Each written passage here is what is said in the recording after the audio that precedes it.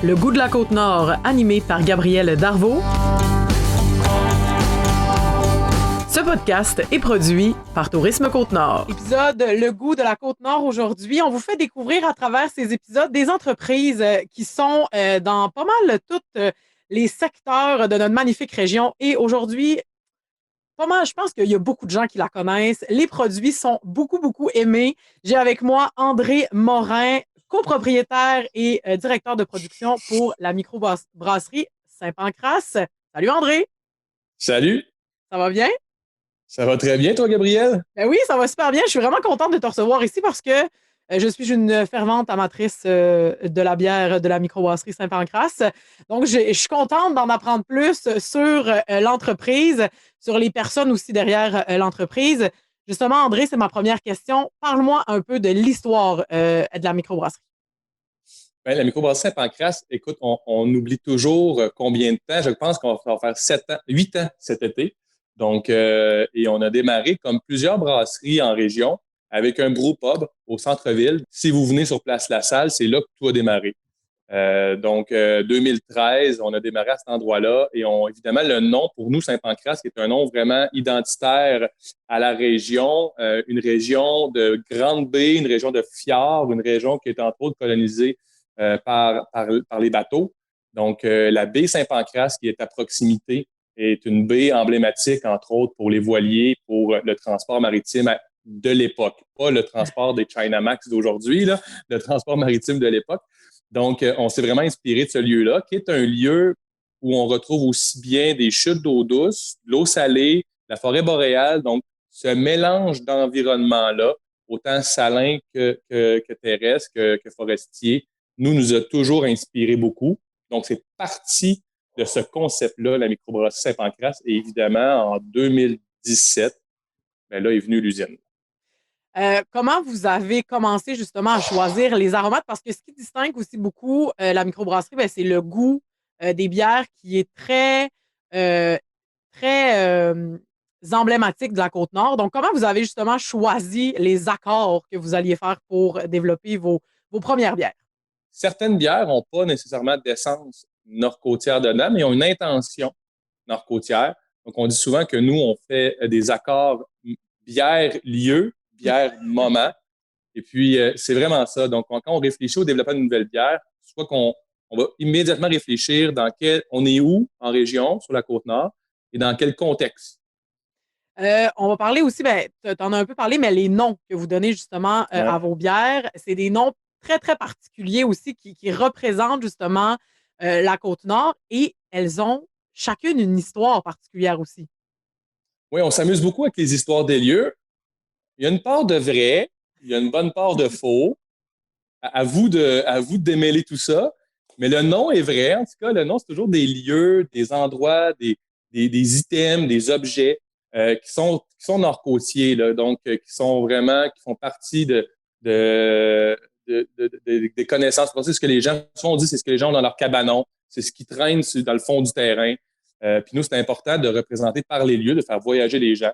Quand on pense à la Macpaie, qui est une super belle rivière, qui est une excellente bière, mais qui est surtout une superbe rivière, ben, c'est un exemple. Tantôt, tu as parlé justement des producteurs locaux que vous utilisez. Je pense Ouais. entre autres à la Camerise, votre bière sûre à la Camerise, qui est d'ailleurs excellente. Comment Merci. c'est venu justement de collaborer comme ça avec des entreprises d'ici pour justement aller chercher l'essence de la Côte-Nord? Ben, il faut collaborer. Hein. Nous, c'est dans notre ADN. Je pense qu'on est influencé par le milieu des microbrasseries, qui est un milieu où la collégialité puis le travail d'équipe est super important. Puis, on n'a jamais fait, sans aucun jugement, on n'a jamais fait de bière à l'ananas. On n'a jamais fait de bière avec des... Puis c'est correct, il y a des micros au Québec qui le font, puis c'est correct, c'est dans leur esprit. Nous, on se donne le défi de regarder ce qui pousse autour de nous, ou maintenant, on est rendu à une étape de voir qu'est-ce qu'on peut faire pousser. D'ailleurs, la bière à la rhubarbe, c'est un exemple avec la ferme Carmanor. Ben, ils sont en train de replanter un champ de rhubarbe parce que la rhubarbe, on n'en plante plus vraiment sur la Côte-Nord depuis plusieurs années. Donc, ils sont en train de replanter un champ de rhubarbe pour pouvoir qu'on puisse faire du volume de cette bière-là. Donc, ça fait sens faire de la bière dans ce contexte-là.